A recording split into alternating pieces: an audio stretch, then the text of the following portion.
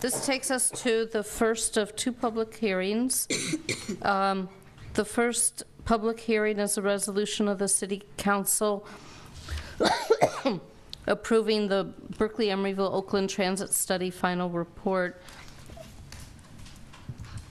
You already beat me to ushering you up, Diana, so.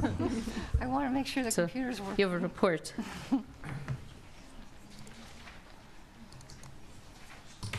Okay.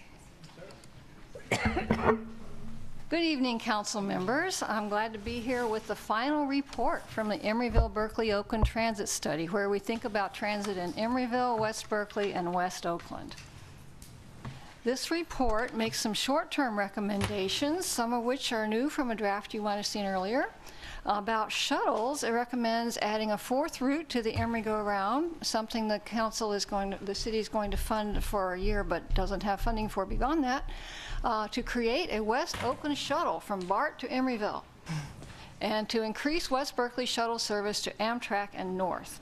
It also suggests some changes to AC Transit's potential routes, expanding their potential new 48 from Public Market all the way up to UC Berkeley, and rerouting the 49 from Ashby BART to Gilman. Another thing it recommends is improving the bus stops at 40th San Pablo and encouraging easy pass purchases in new development.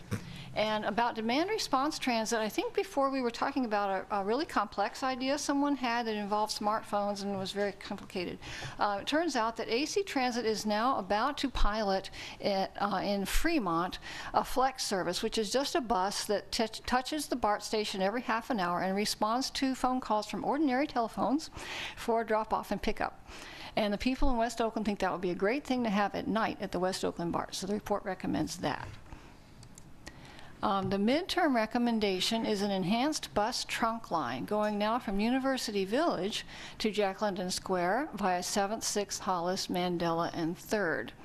And this would be a branded hybrid or battery bus. It would be frequent, have evening and weekend service, only 5 stops per mile, level boarding, shelters with lighting and cameras and real-time arrival info, and marketing so people know it's there.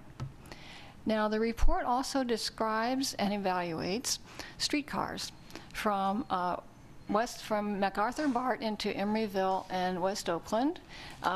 This time we have a little insert about what if it were infeasible to use the existing bridges. We could stay on this side of the tracks by going up Horton and down Hollis. And the West Oakland part, excuse me, connects to the potential Broadway, whatever it turns out to be, to form the O that's in the West Oakland specific plan. I wanted to talk a little bit about our cost estimates. The basis for our cost estimates in terms of enhanced bus capital cost, we used cost per mile from the San Pablo Avenue Rapid Bus and the Ventura Boulevard Rapid Bus in Los Angeles, inflated to $2014, with a bus life of 12 years, which is what the Federal Transit Administration says. For our streetcar capital costs, we use cost per mile from Seattle, inflated to $2014, plus 25% for being in the Bay Area. And for the length of the lifetime of the streetcars, we use 30 years. Average lifetime of streetcars ranges from 25 to 40 years. So this seems to be a number that the FTA has accepted in applications for grants. For operating costs, we use the cost per revenue hour from the National Transit Database. So our cost estimates are the capital cost for the enhanced bus trunk line would be $11 to $12 million with annual operating costs of about that much. The streetcars are very expensive, and the operating cost per mile is higher than buses because you have to maintain the tracks and the overhead lines as well as the vehicles. We had comments on the draft report from transit agency boards, from several groups in Oakland and Berkeley and Emeryville, and from our 2 advisory committees for the project. The AC Transit and BART board, at those meetings, each director spoke, but the board didn't get together and say, this is what we think is a board. So our district director at the AC Transit board was open to the idea of an AC Transit route on like 6th Hollis Mandela, which is what we're thinking about. That's one board member. The BART Board of Directors would like to see the option that connects to 4 BART stations, which is what we trotted out in the spring. Comment. He liked that. He wanted to keep that. The Oakland City Council requested that we not recommend a streetcar. They were concerned about bicycles and about freight movement and about cost. That's a long-term thing. Who knows what they'll think 15, 10, 20, 15 years from now. But they did like the idea of the shuttle or the bus. They thought that something should go on Shell Mound to where the stores are, not just on Hollis. Because of our schedule, I had to take the report to some meetings while the final report was already posted, and so I have an addendum that incorporates comments from those meetings. And the addendum says about the Oakland City Council and the streetcars, because the Oakland streetcar concept is in the West Oakland specific plan, this report describes and evaluates that option in the event that the City of Oakland decides in the future to pursue a streetcar system. Maybe 10, 15, 20 years from now, a big developer comes in, they design it to keep the streetcars away from the bicycles, all the recycling businesses move to the old Oakland Army base, and who knows what could happen in the future. But we're honoring their comments by not saying we recommend it. The EBOTS Technical Advisory Committee had a few things to add. If there were to be a streetcar, there would need to be a maintenance facility. We shouldn't mention federal formula funding as a source because you can't use it for this. If the owner is not an operator, like if we were to form a Tri-City Joint Powers Authority, please would they hire an existing operator and not have a new operator in East Bay. So everybody agreed that on the committee that was good.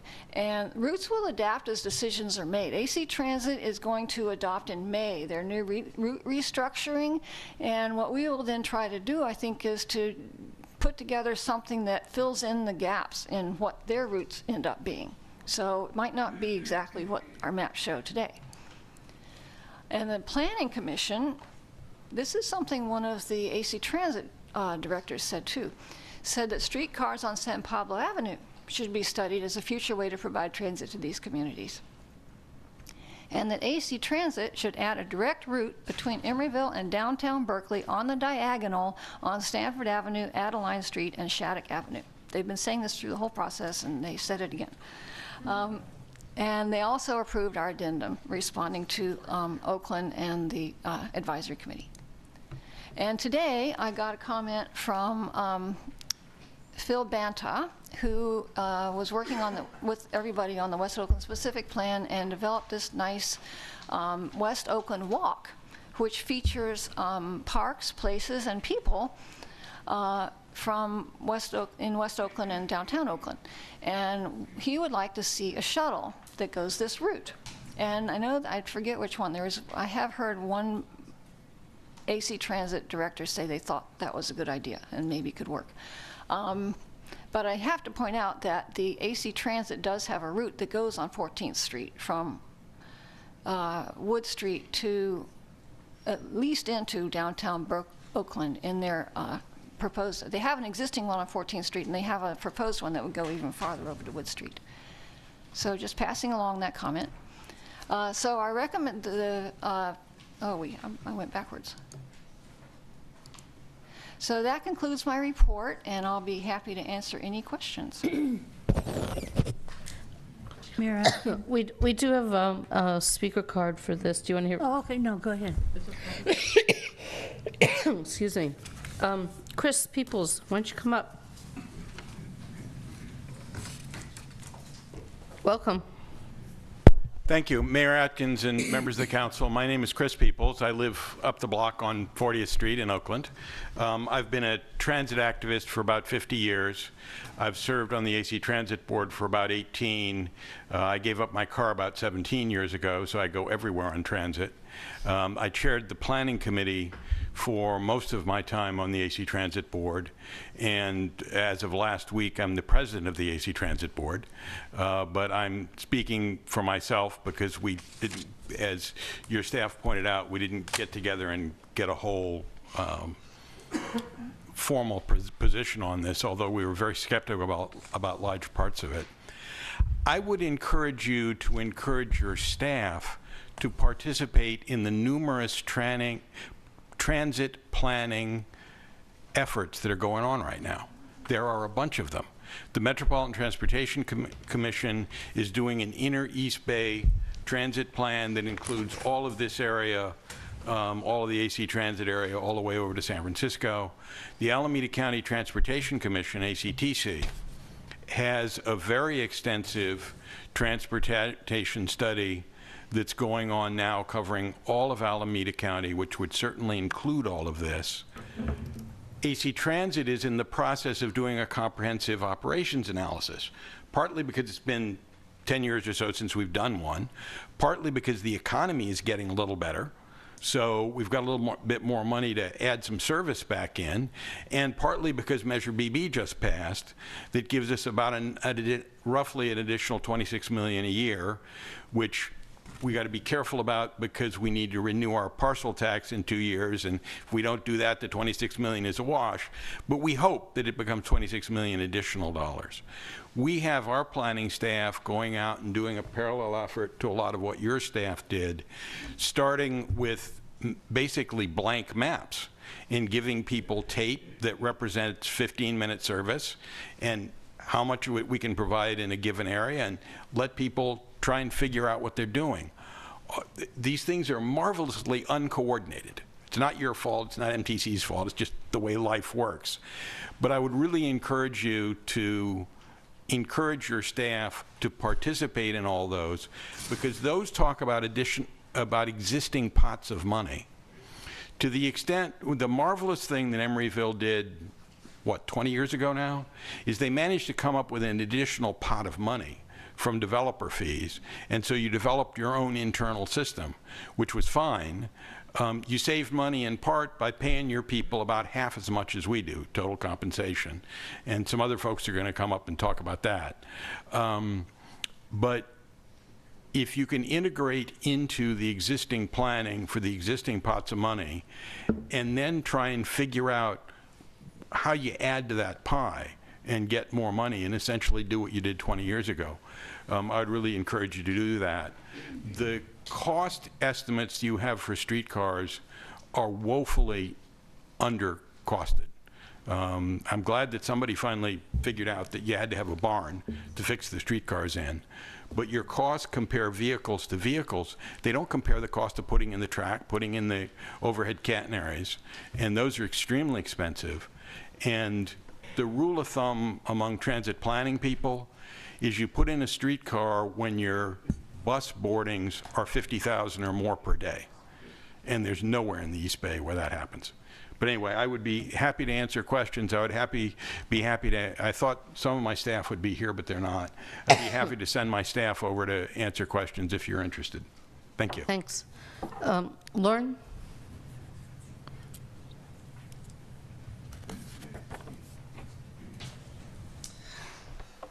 Thanks. I just wanted to say a couple of things.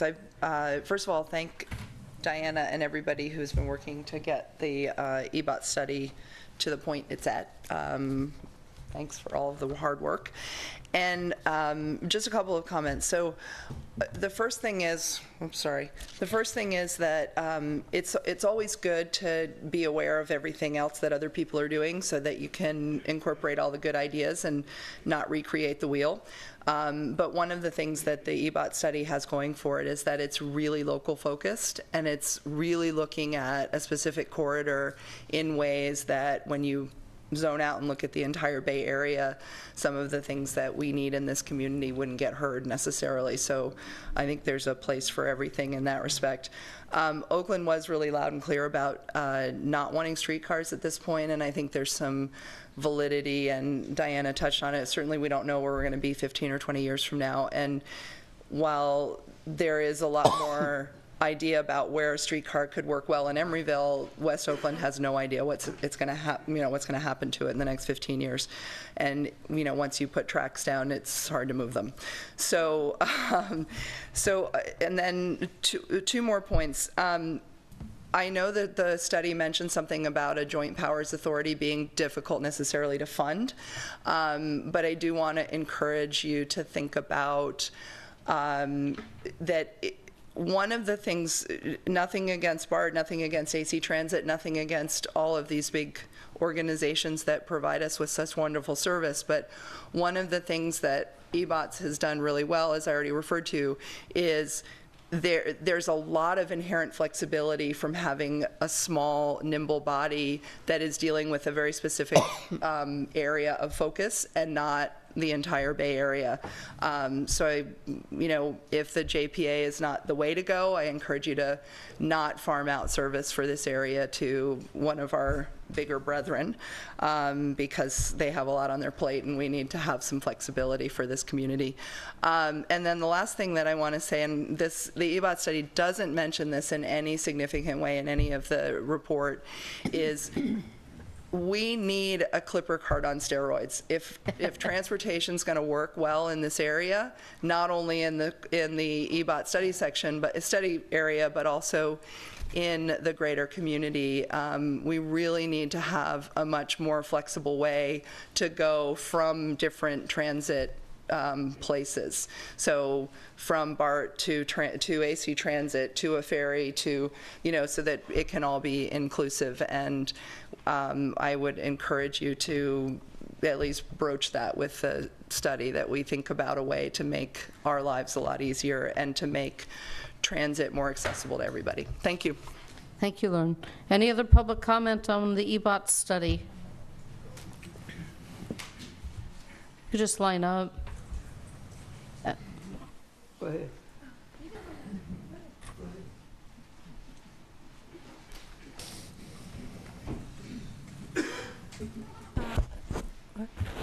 Good evening. My name is Sandra Lee.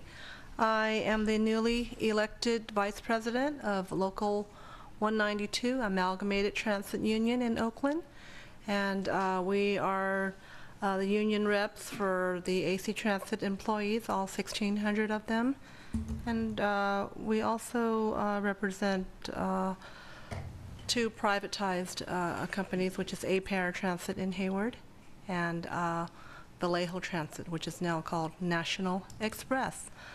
I think that, for this to be viable and meaningful for labor to help us rebuild our infrastructure, this type of work should belong to union labor, because I understand that these streetcars will be privatized.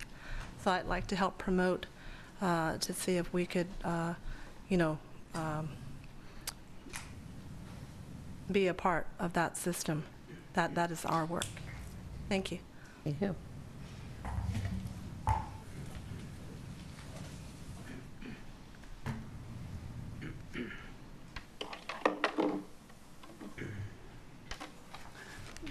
My name is André Carpio, and I did express some great satisfaction to hear that the EBOT project has been accepted by the MTC, Metropolitan Transportation Department, and that Alex Bossman was one who really pushed the system. And I'm really pleased because not only we have a foot in the door, but there is also open for alternative. And when the first project was presented here in the city of Emeryville, I did at that time presented an alternative project which did not call for a streetcar but called for a suspended railway. And a suspended railway based on the technology of the solar car. In other words, we would have a system, we will have a wagon that will be attached on this by rail, and that will depart from the top of the bar station, from every bar station except those that are underground. And from there, they would be diverted to different directions according to the demand. In other words, there will not be a train of car, but a single car that the demand would correspond with the purchase of the ticket. And I have here several plans.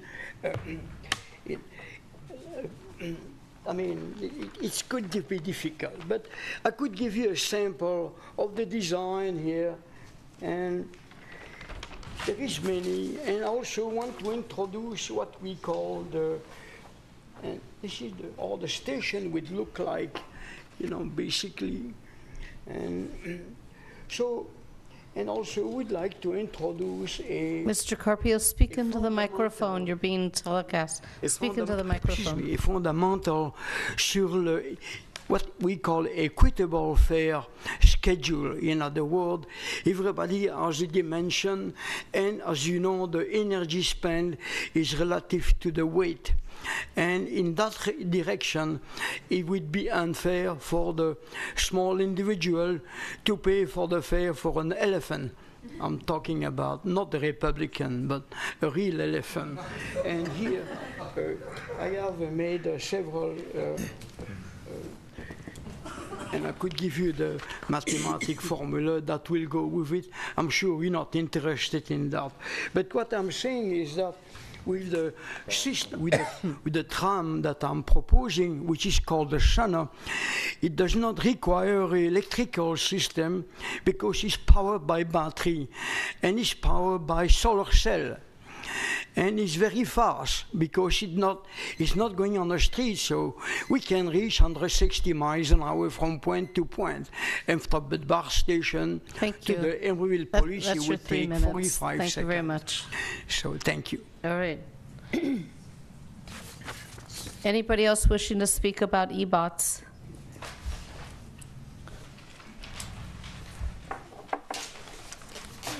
Good evening, Mr. Mayor, council members. Danny Marshall, Assistant Business Agent for Local 192 Estimated Transit Union. I'm going to piggyback on what our Vice President just spoke about and our board member. And we already have reliable service with AC Transit. It's not necessary for you to go private. You can have AC, you can have your staff work with AC Transit staff and provide the service that you need in Emeryville. It's no need to take away union jobs or go private and give wages and cut benefits. So basically, I'm just going to say, work with the service you already have, with the agency already been established, and service you used to have years ago before you had this Emery go-around. We used to have service that was provided in this city in the past, and we can bring it back. Thank you. Thank you. This is a public hearing, so is there anybody else wishing to speak before I close public comment on the public hearing? All right, public comments closed. Council discussion? Mayor Atkin, I'd just like to thank Diana Kina. This has been a really extensive effort over many, many months, involving a lot of people, a lot of comments, a lot of meetings. And I think the result has been certainly an eye-opener in many instances in terms of transportation. And I particularly like what Lauren Westrick said, that one of the values of this study is that it concentrates on this area here, from Berkeley down to the West Oakland BART station and Oakland. So it was a long, hard job, but it was well worth the effort. Thank you, Diana, and I'd move the resolution. Is there any other comment from council? No. A second? Is there a second to the resolution to accept the report? Second it. All right. Is there a, well, it's a public hearing. Let's do roll call.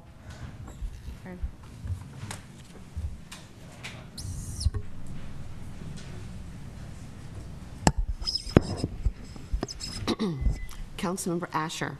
Aye. Councilmember Donahue. Aye. Councilmember Martinez. Aye. Vice Mayor Davis. Aye. And Mayor Atkin. Aye. Diana, thank you very much for all the time. This takes us to our second public hearing for the night, which is a resolution